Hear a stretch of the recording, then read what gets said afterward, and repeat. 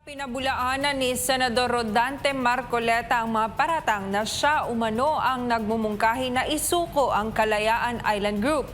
Iginiit niyang sinusubukan lamang siyang ipinta bilang kontrabida sa usaping teritorial. Si Shino Torno magbabalita.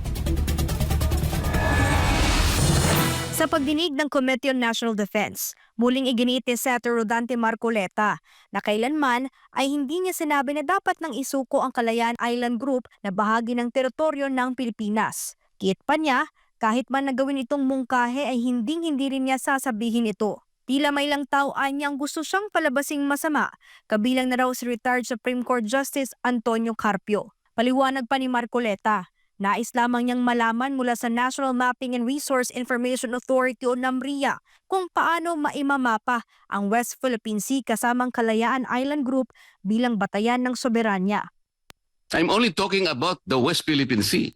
How we can encircle that part of the ocean, most of which is already the high seas. Kasi nagbiro lang ako. It was a hypothetical statement when I said, well, you want to give up the KIJ para ma-encircle mo. But that was highly hypothetical. It was not even a suggestion. Sabi ko pa nga kung pwede lang nating ilipat sana sa EEZ natin, but you cannot do that. Only God knows. Or only God can do that. Ayon pa kay Marcoleta, tila minamasama umano ang kanyang pahayag ng ilang opisyal ng gobyerno. Pero handa naman raw siyang harapin ang mga tumutuligsa sa kanya, kabilang na si retired Supreme Court Justice Carpio. In due time, we will meet all them.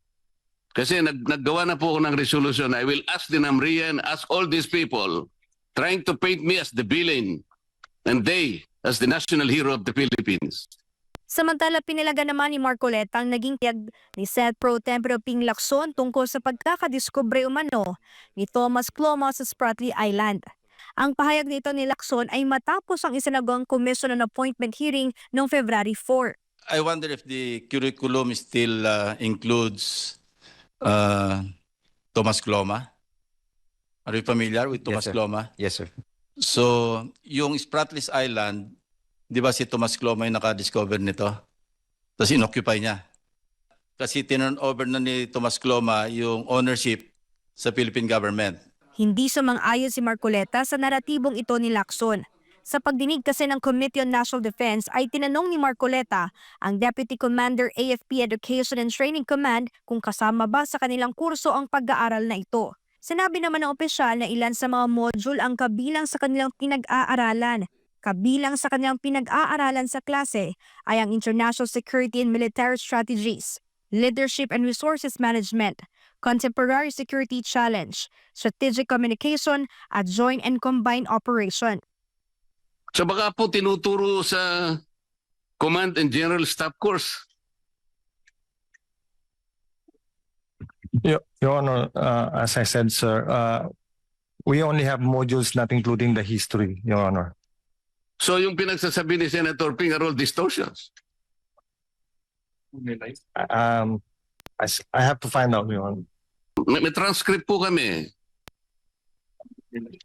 Probably in the old CGSC classes in the 80s or 90s, Your Honor, there's a part of history, but I can only surmise on that, Your Honor. Punto pa ni Marcoleta, hindi naman si Thomas Cloma ang nakadiskubre sa Spratly Island. Marami na umanong mga bansang nakadiskubre ito at tanging si Cloma lamang ang nagdeklara ng ilang bahagi ng Spratly Island bilang Freedom Land. Sinabi naman ni Senator Ping Lacson na tila mayroon umanong hindi makamove on kay Thomas Cloma.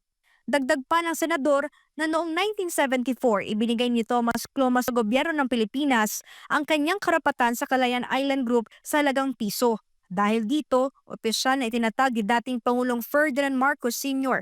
ang Municipality of Kalayaan noong 1978. Bagamat tinutulan ng China ang hakbang na ito, pero ito ay nagsilbing basihan ng claim ni Cloma para ng Pilipinas na ang Kalayaan Island Group ay bahagi ng bansa. Giit pa ni Senator Ping, kailanman ay dapat hindi isuko ang teritoryo ng Pilipinas. Para sa Diyos at sa Pilipinas kong mahal, ito si Shino Torno, SMNI News.